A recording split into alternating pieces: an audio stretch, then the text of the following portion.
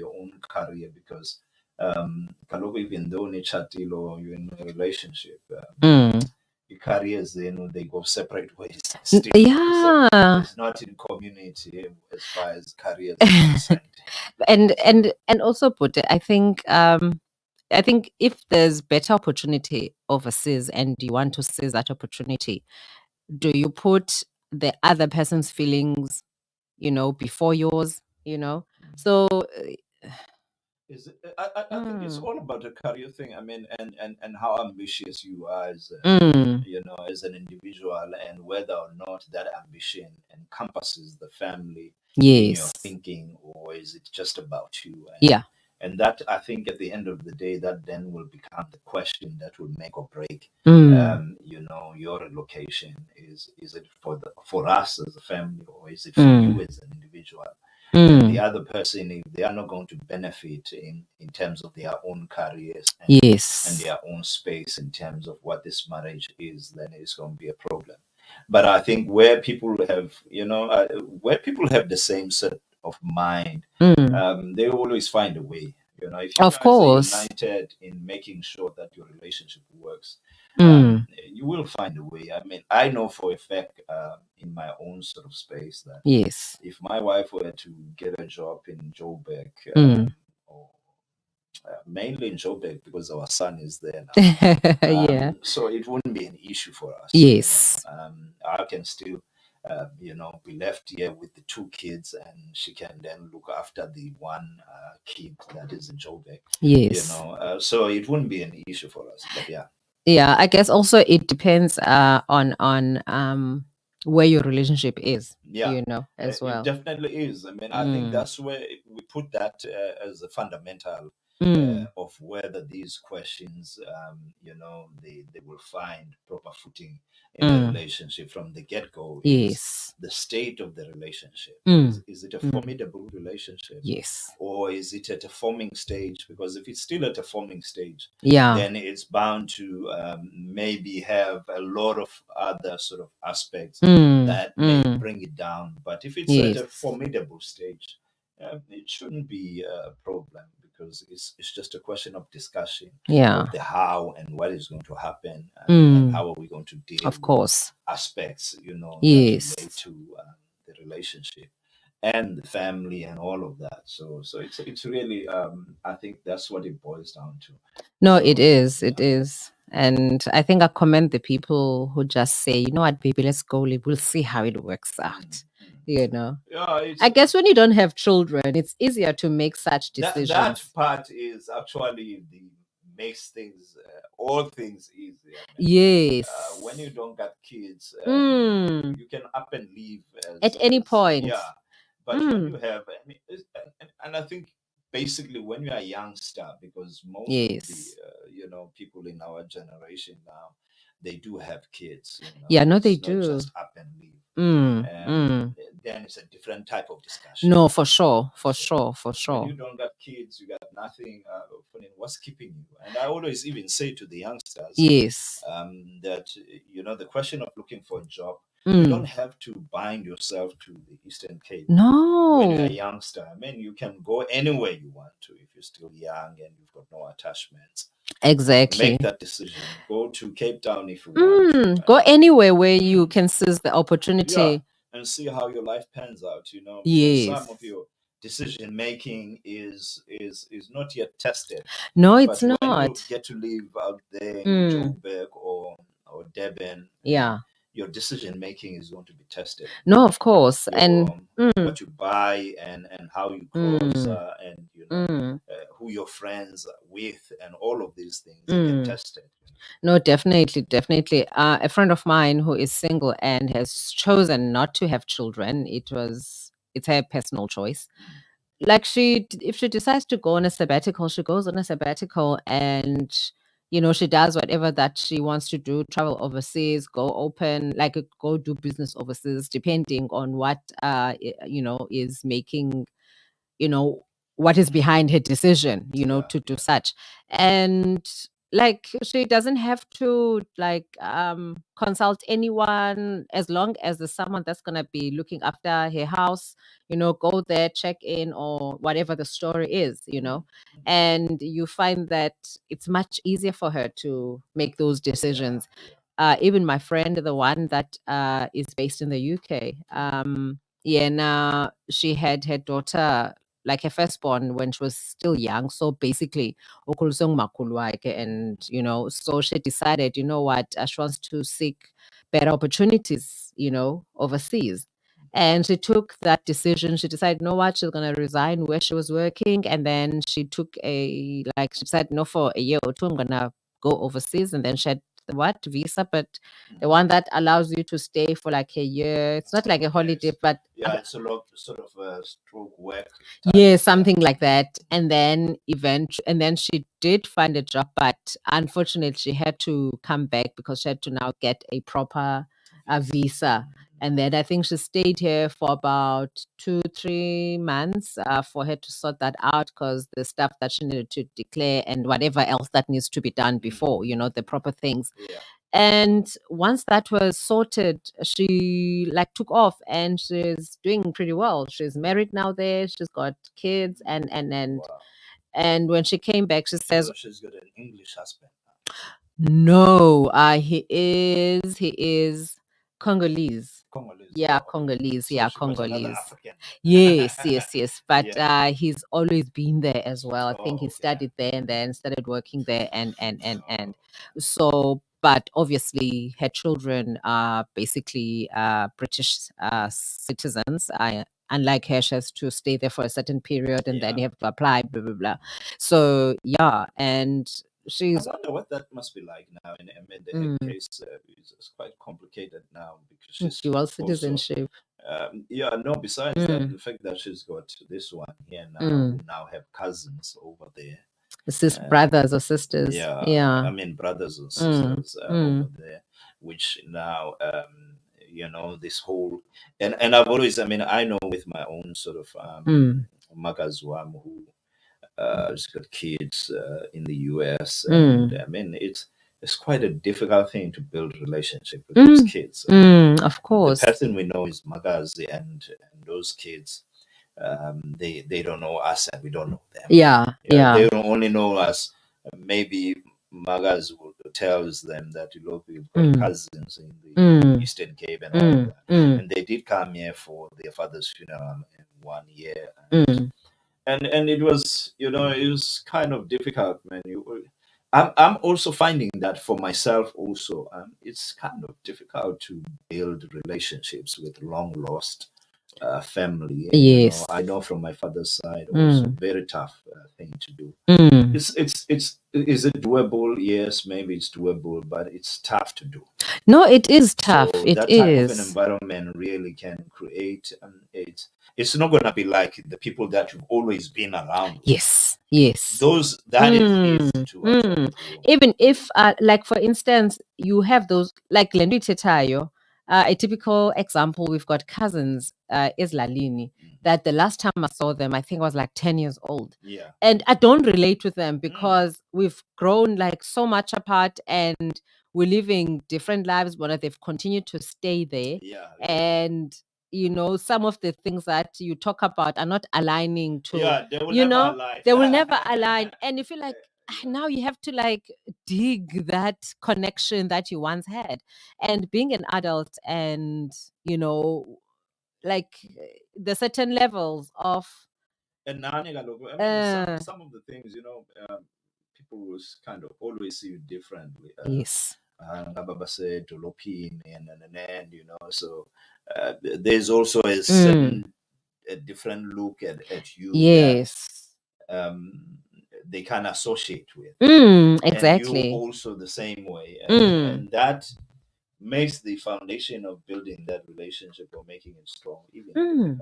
No, it is. It is. Really, I'm thinking in that particular aspect where this one has got sisters up there, and I know it also. I mean, even the other aspect in Black families, which I think is a very important aspect, which also sometimes we deal with. I know for a long time, I also didn't know that my mother was my mother. I thought she was my sister because I grew up in that household, being the only young child was there. Only busy, mama. Sis. So, So I then didn't have the understanding that she was my mother Yeah. until I think 1979 when she went to take me as a Mount Coke, uyohlala nayo eZwelitsha, Yes. and then I was then napha ndafika ndabe ndisathi so so you know how us as black families we never get to nitty-gritties. No, we don't. We never really like, but why? I mean, in our uhlaliswe phansi kuthiwa hayi jonga kwenzeka no, it was never and so, but with our kids these days, you kind of have to go into everything. No, you have to. They're quite inquisitive, number one. They're going to want to know, who is that person that always comes here? Who is, you know? And if there's someone who's there, even for a week. Why are they, and why is this person at, in our house? Why are they overstaying their welcome? Like, and even like, you know how unfiltered about 2000 they will tell you like it is. And you're like, if it was you back in the days, you'll be running around and and these days our better 2000. Otherwise, so it's quite a tough thing. But guys, that's what we were trying to touch on the subject of relocation with your spouse, your partner. You can continue to share with us on the Facebook and YouTube page. They're keeping this radio on YouTube and on Facebook, and you can share. We are live there now as we speak. Yes. Spooky, what was we're going to current affairs now, so meaning we're going to talk about things that will probably make me angry, because the politics of our country. They can actually, make you emotional, and of course, they really get under our skin as things go by, and also looking at everything, we're moving towards elections. I know that I saw a little bit of the Good Party unveiling its own manifesto. Yes, it's like manifesto, like manifesto season. Everywhere. No, actually, no, Shemias. Yeah, because when I watched it, and I'm thinking, Patricia Kudala. She's got good genes. Its own manifesto. Yes. So let me hand over to Sport. Okay, I think some of them you can just fill me in, but like I had like a very hectic week. It was like touch and go, most of the stuff. Okay, so UNISA is currently investigating thousands of students accused of plagiarism. The university's online system has picked up possible copying and cheating during tests, but students say the system is outdated and riddled with glitches. Yeah, I know some colleagues of mine, are studying via, through UNISA, and you have to take a picture or something and submit it. But it's something that is, I don't know. I think I still want to, like, if I do register with them, I want to, like, I would rather be in the old exam situation, exam room situation, because this virtual thing is, now you're gonna get people that haven't copied, and then they're gonna say no, they've copied, and So I know. Take a picture of what? Of yourself. Well, there's the picture that you take, and there's a computer or something, I don't know, but there has to be some POE of some sort that during the exam, or just before I think it's before the exam starts, during the exam and after, something to that effect. But it's a POE, portfolio of evidence, that you have to submit, when you're writing exams or tests, whatever the story is. So proof that you're the one who's yes, into enjalo, ewe. I know in some organizations where people had to write exams, they were found that they were also cheating and copying, and they either put under investigation, or they're dismissed after the findings or something to that effect. So it's quite a serious matter, this UNISA saga. No, I think, I mean, people should know this. Plagiarism has always been a problem. Everywhere. It's always been unethical and unlawful. So and now it's just that the era in which we live makes it much more easy to actually do these things with online. And of course, I mean, one of the questions that has been put at play is the era of the AI, which also adds into the complications that we have nowadays. I mean, what's wrong, guys, with writing something original? Because remember, what you have been given is that you've been given a concept, you work with the concept, find your own angles of the concept. That's what they were saying, that there's this AI thing also that is causing disruptions. But I mean, people should know this. We've been doing this since you were at school. Yes. When you was a little kid, that's the same thing. You could never write exactly what was word for word. Yeah, no, never do that. No. Even when the one thing that's always been acceptable is give your own feel or your opinion of what you read. Exactly. It may look close or whatever, but at least it's your own opinion, and that's the bottom line, guys. So I really don't understand this. I don't, and this AI, it's a good thing, but it's also a bad thing at the same time. But yeah. And then, so energy regulator NERSA has approved the transfer of the utilities powers and duties to the National Transmission Company. So last year, NERSA approved the license needed for the transmission company to operate independently. It's also sanctioned the issuance of a cost recovery letter to this National Transmission Company for Section 34 independent power providers projects. The regulator says the NTC's license will be amended to designate the company as the buyer. I was a bit confused there, but seemingly this independent power, is it producers? Ne? Yes, not providers. Yeah. So I don't know. What's your take? Look, I think with Eskom, I mean, anything that is going to get us out of load shedding, as long as it's done properly, and I think everyone is actually looking for things to be done properly. Yes.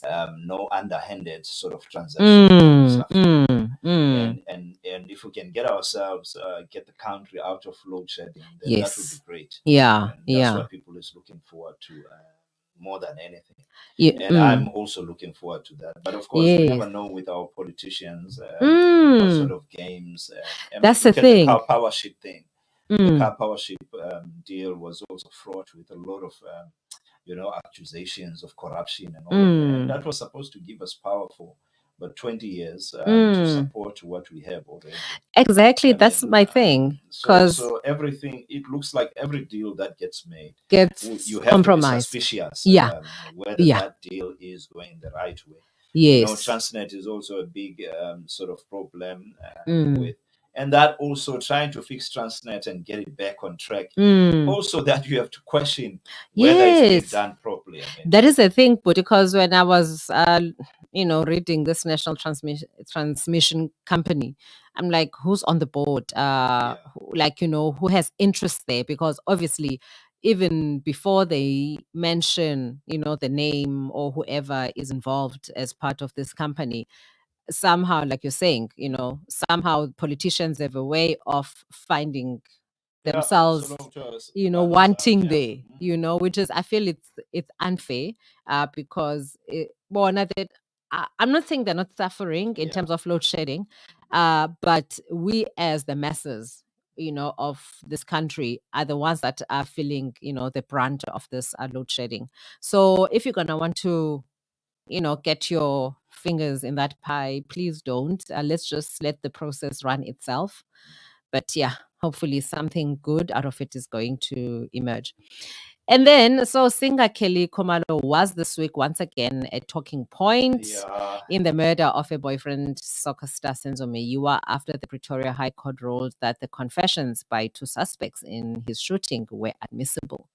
So basically, these two suspects are saying that Kelly ordered the hit, and then there was a payment dispute. when they were, it was time now to pay. So it's, yeah, this whole sense of trial within a trial, it's really, I mean, it must be frustrating for family. for imagine the father died, so now it's the mother that is remaining, and the wife. You don't know where this thing is going. Yes. But definitely it's going somewhere. Yeah. I'm not sure whether with all its intricacies. It's going, and I think, I mean, we probably, with a trial within a trial, we are just about now get to the finality of that. Yes. And then we can get into the actual, content of the trial. Yeah. But clearly, for me, some of the questions that will keep being asked is, why is Kelly Khumalo not there? I mean, if her name keeps coming up, yes, why is she not being charged? What is there not enough evidence to actually charge? Yeah, so it's something that the police will maybe need to. When I was watching the documentary, I feel that the police, well, basically they're saying that, like, in a nutshell, you can hear that the scene of the crime was compromised. And also, when it's a high profile person, there has to be a special unit, that immediately, goes on a witch hunt, not like in a witch hunt, but goes out looking for these people. Because you'd hear that when someone, like, normally when it's high profile, you expect a swift move to get these suspects and whoever is had committed the crime. But with this one, it's like there's so many people that maybe are high profile that are trying to protect certain individuals. Even though when naturally, in terms of the natural laws of justice, we actually all should be getting an equal fare in terms of the investigation of the trials. But I hear what you're saying in terms of the high profile nature of the crime and how then it sort of, this one in particular, I think it sort of paints the whole sort of the police, and I think in particular the police in a bad light in terms of the investigation process that they followed here, and considering the number of years as well that this has happened. And I think similarly with the one for Forbes, who's this guy Forbes? Which one? AKA. AKA. Yes. Yes. The AKA sort of scenario also puts the police in a bad light in terms of speed. I mean, there was a video sort of that happened. These guys were on camera. I mean, everyone that was around that vicinity, the police should have moved with speed. I mean, last year already. I mean, to only arrest the guys this year, I mean, like a year later. It means there is no intelligence on the ground. The police are that's what that's where I was going as well. They don't have fillers, they don't be able to say, okay, if the crime happens here, in the townships, I mean, you used to have fillers. If someone stole, if you stay in the township and someone stole your TV or whatever, you already know kind of fillers to use, if you stay in the township. That's and check and exactly. Our cops these days and also, Puti, it also now raises a question, what the SSA, its credibility now in such things,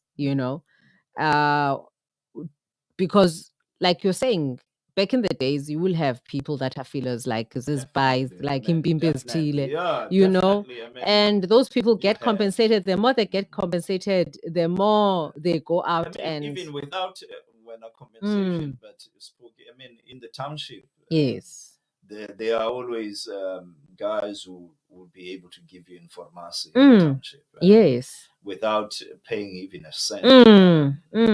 But the how part and how you do it, it also becomes so. The police, the problem is the intelligence, and how then the intelligence is able to protect Yes. those people, Yeah.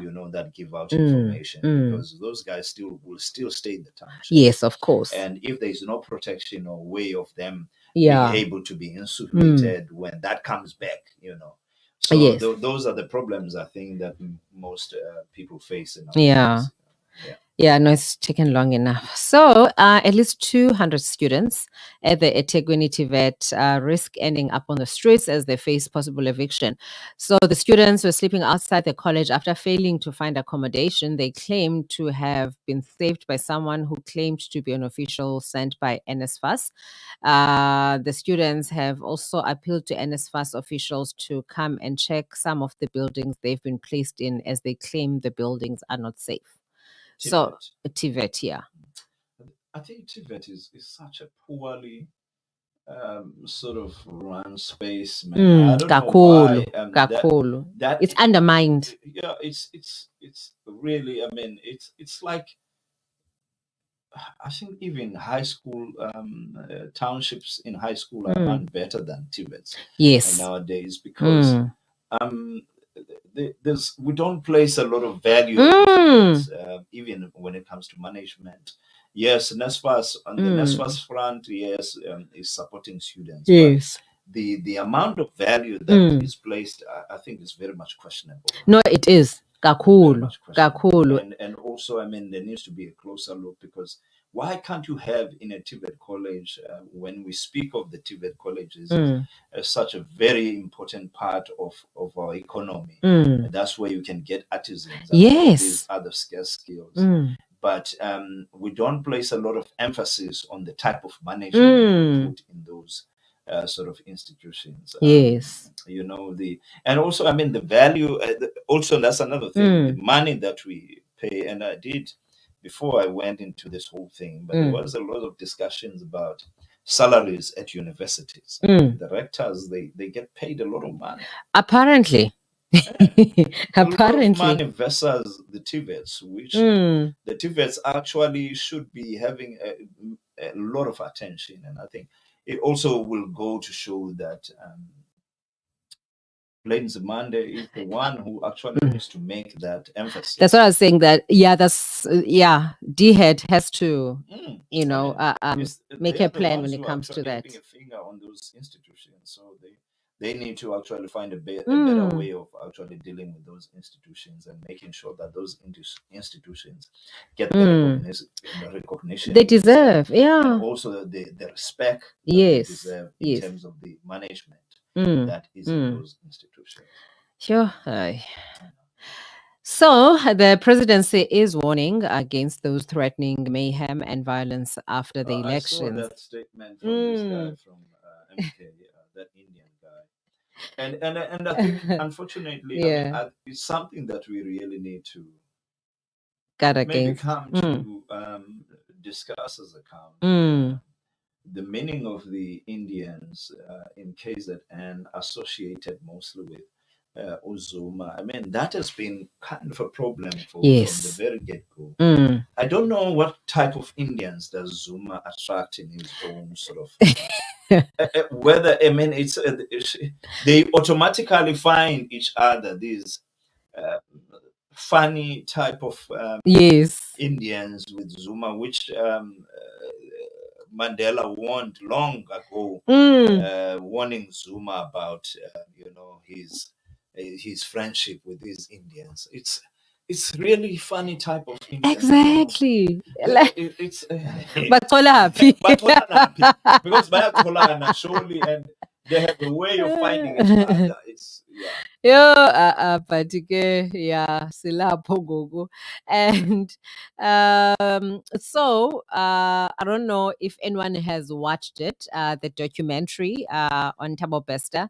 So earlier on in the week, Thabo Bester and Nandipha Magudumana's urgent court bid to stop the premiere of the documentary series on them was dismissed by the High Court in Johannesburg.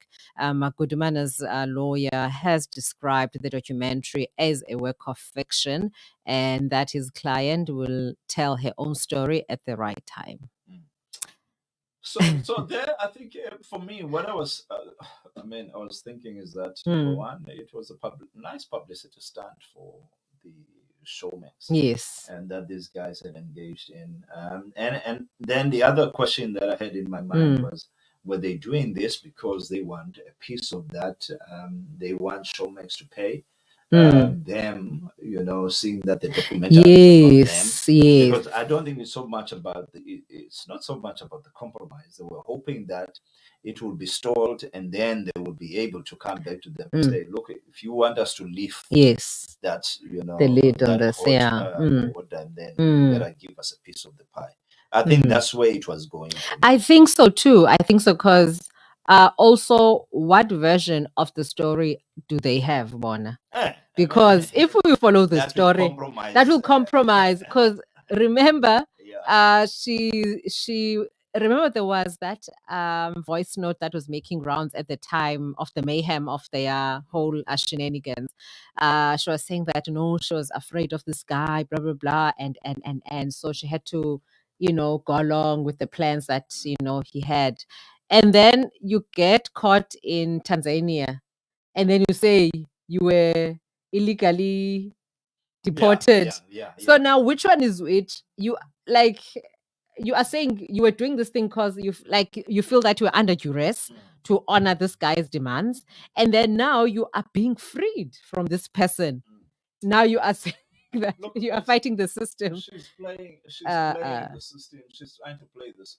She is. To be Zuma on the system here. Unfortunately, Zuma is the only one who can actually play the system like he has, and also very unfortunate part of what Zuma has done. He played the system with our own money, with the taxpayers' money, which is really unfortunate.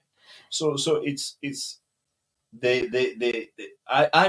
I'm looking forward to this trial starting and ending. Me too. It's actually one of the trials that should actually start and end very quickly. Yes. In terms of the information that is at hand, particularly with Thabo Bester, because Thabo Bester is already a criminal that has been convicted. And he escaped. So I don't see technicalities. Fordin, you were caught not in the cell that you were. And that should be on his part. But then on the Mukutumana side is the aiding and abetting. Yes, exactly. And of course, this whole thing of leaving the country illegal and all of that. So all of those things, eventually, they should actually be straightforward. But of course, we know the law and how the law works. There's going to be a lot of detail, and the lawyers have to be, the prosecutors have got to play their cards very well for them. So this day and age, we can't just assume that it's cut and dry. No, it's not.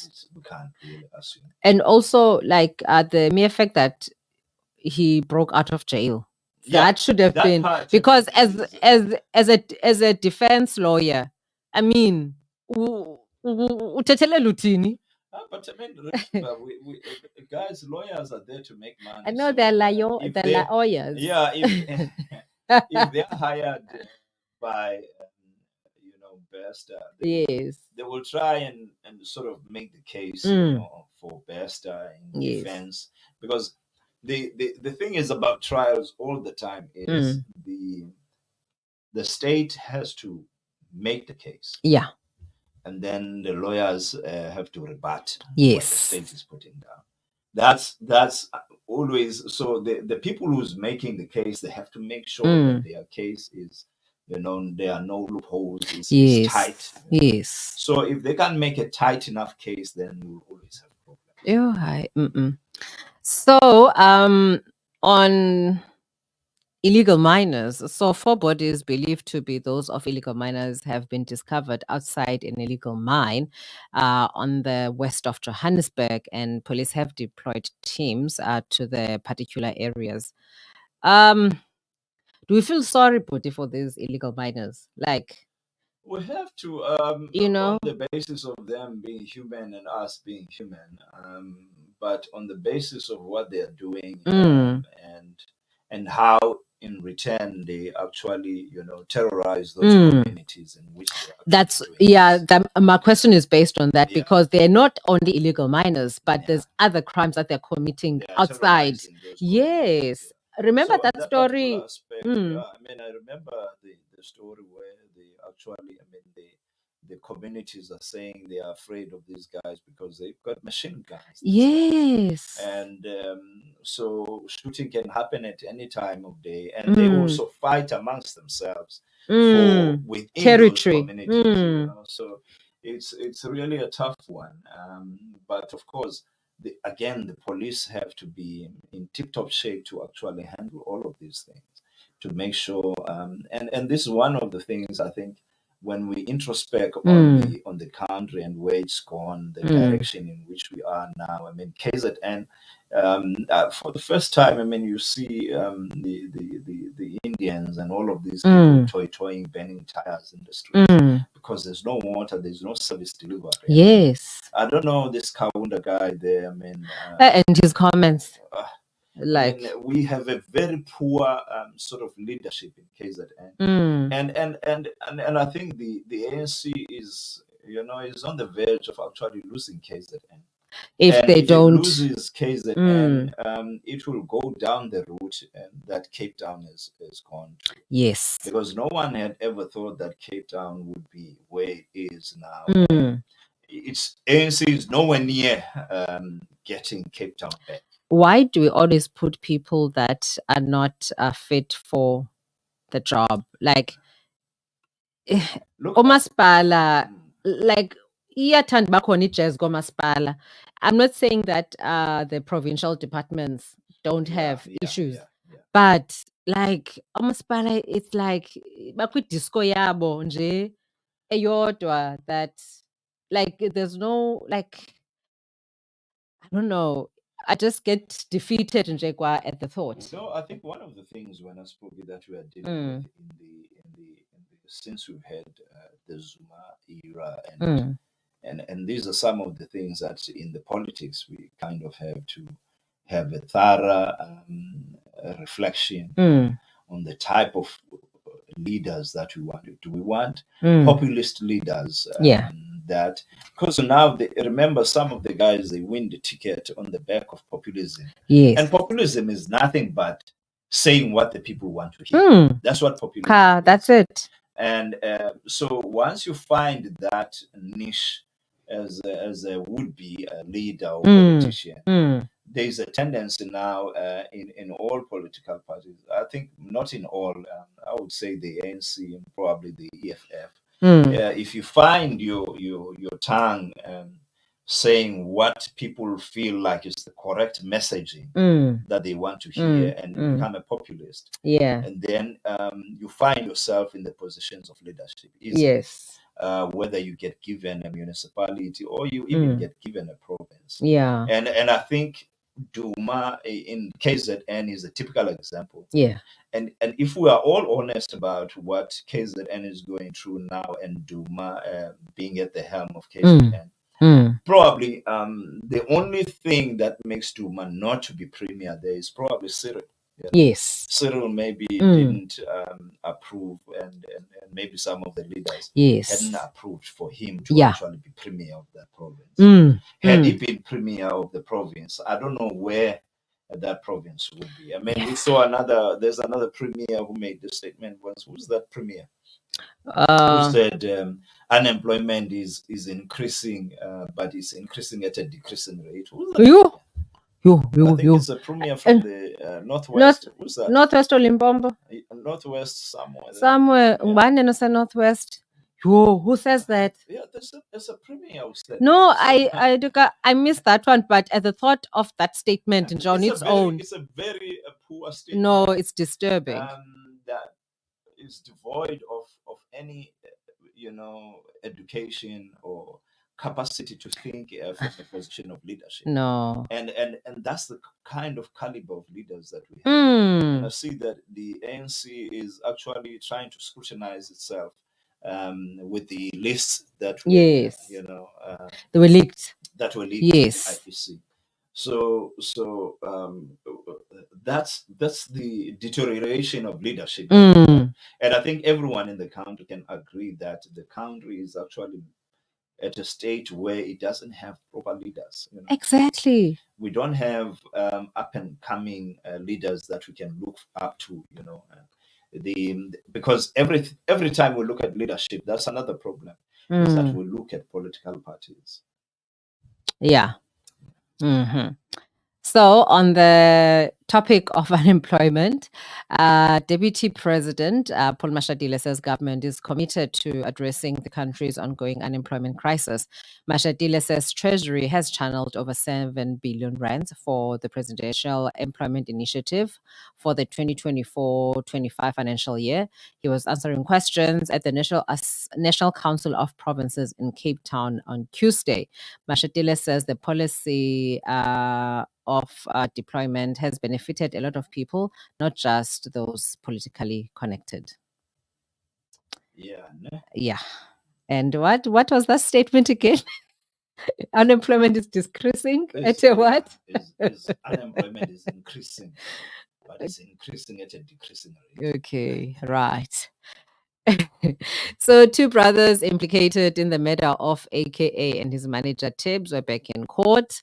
Siyabonga and Malusi were arrested in Eswatini during their appearance in Manzini last week. The prosecutor revealed that they are still waiting for an extradition application. The Justice Ministry says the application will be filed before the end of the month. They will join several other suspects in the dock once extradited. I'm not sure the process, but in such cases where isn't there supposed to be special like fast tracking? No, extradition will take its course always. Wow. You have to follow Mm. whatever proper channels are between the countries. You have to follow those channels.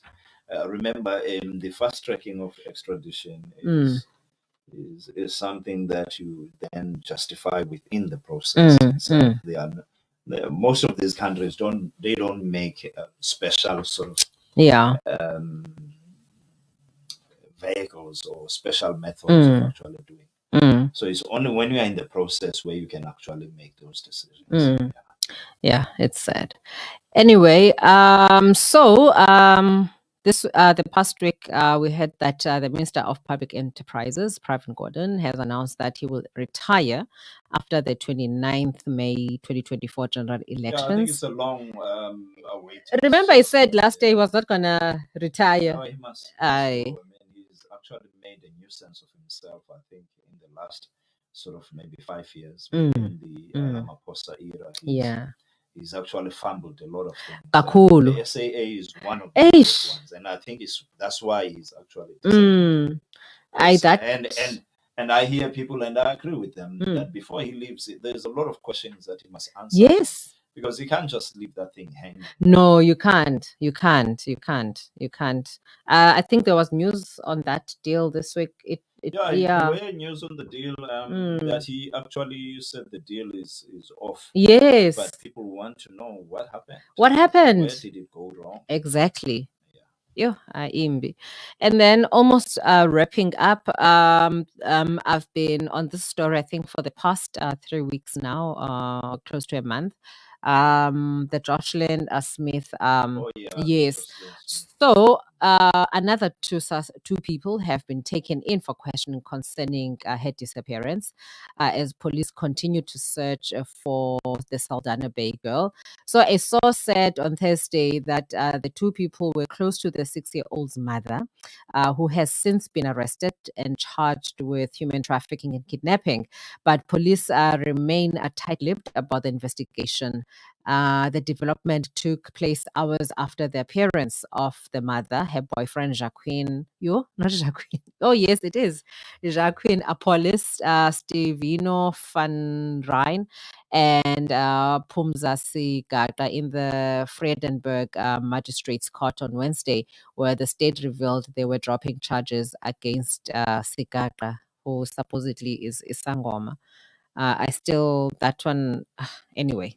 Yeah, I did. I mean, I did hear that there was a son of mine Mm. involved in this whole thing. Yes. But yeah, it's such a tough thing to follow until you know we get to hear what the court, you know, the final stage of the Yes. court. I mean, I think there were bail hearings. Yes, there were bail hearings. Yeah, I think So one they at the end now. abandoned. I'm not sure. Yeah, I think there's two that abandoned the bail application.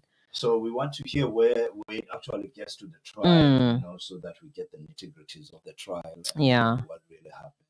Mm. So yeah, no. Thanks, Pokey guys. I mean, Thank you. there's definitely quite a lot on the current affairs space to come. And we Yeah. know that the election is also around the corner on the 29th of May. Mm. We are going to the polls, and that will be on a Wednesday, I think. Yeah. What's that? The date of the elections is on a Wednesday. The 29th. Yes. 29th is on a Yes. Wednesday. Yes. So you guys, that's where we are going. Mm.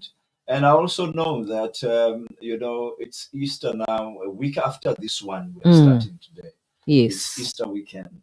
So you Yeah. guys, are going to Easter is 28th. 28th. And Yes. you know, 29th, 29th. Good 29th. Friday. Yeah, and then Yeah. Easter Monday is on the Easter, 1st of April, Fruits And Day. also, I mean, I saw, which was kind of interesting. I don't know what happened.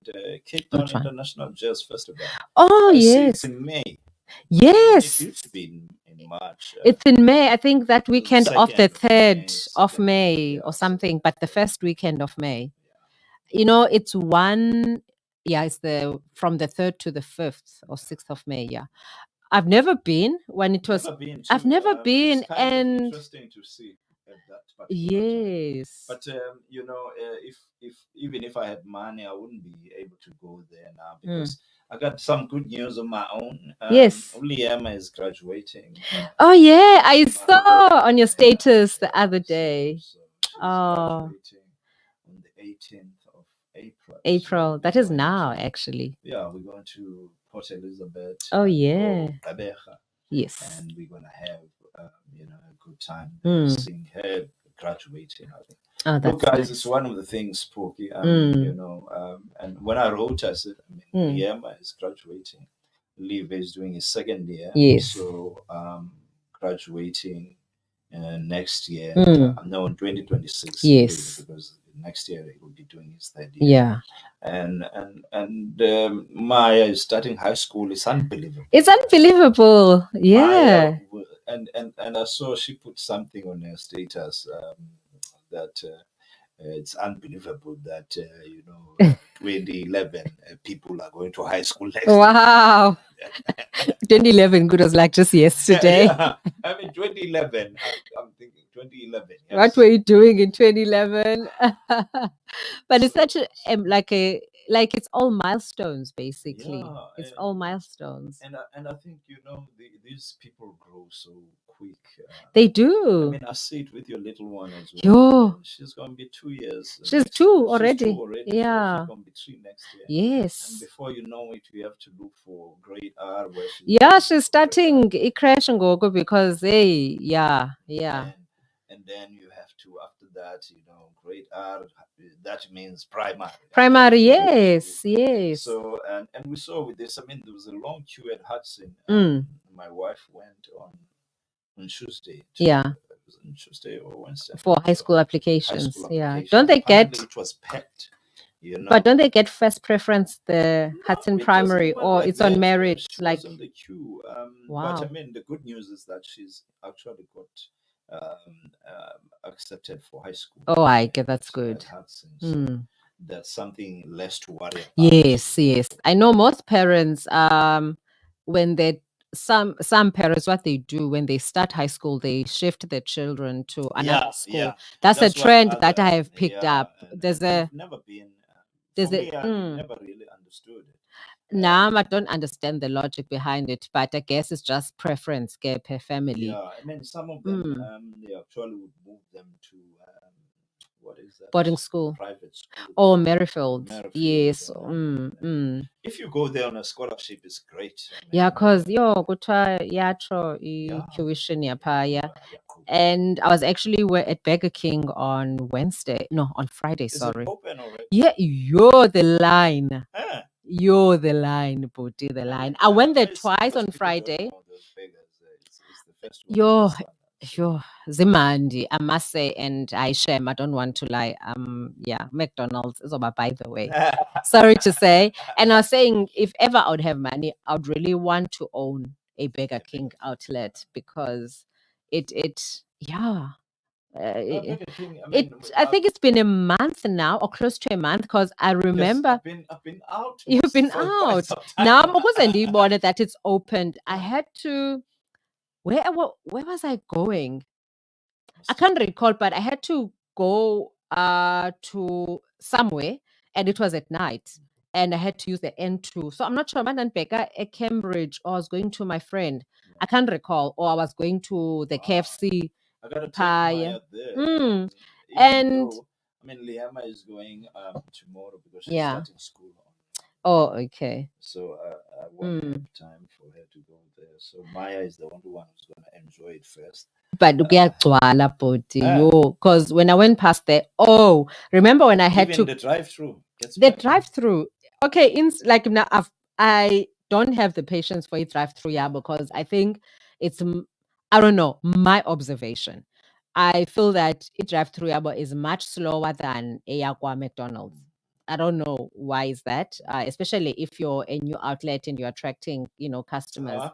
These kids, train. Yeah. So, but basically, it was the Wednesday night. I was going to attend a funeral Mtata, the Thursday. So that would have been the 20 that would have been the 28th, the evening of the 28th. That's when I saw cars by the driveway, but there were few cars. So I'm not sure whether they opened that week, because I know 2 weeks prior to that, there were still people working there. I think they were putting up the signage and so basically I think they've been operating for the past 3 weeks.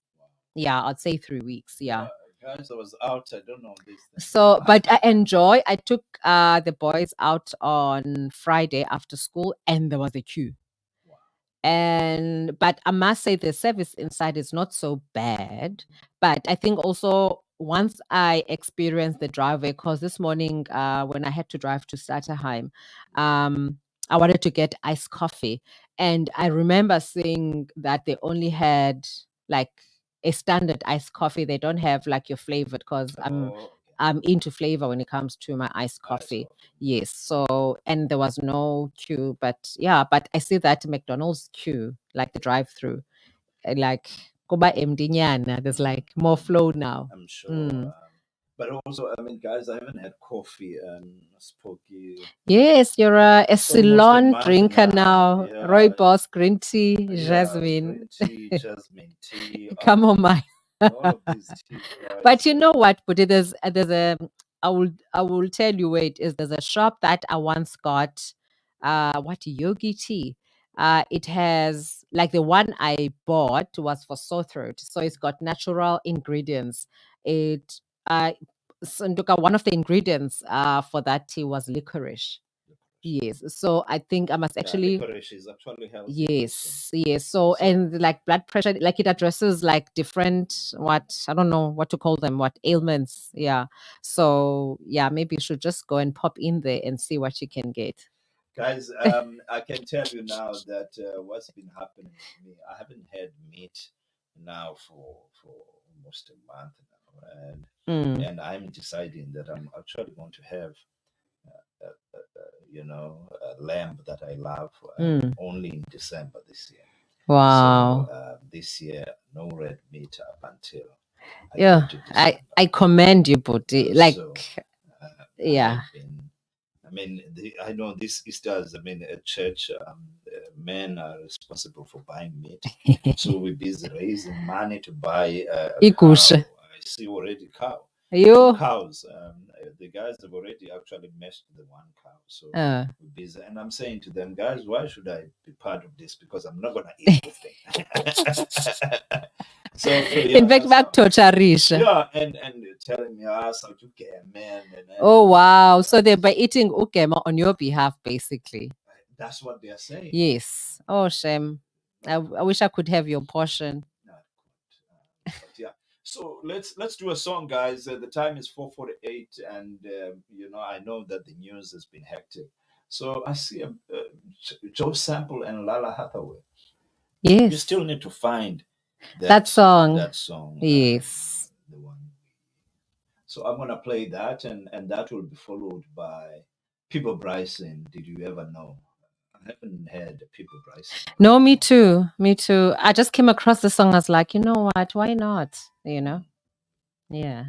Yeah. So see you guys after the song.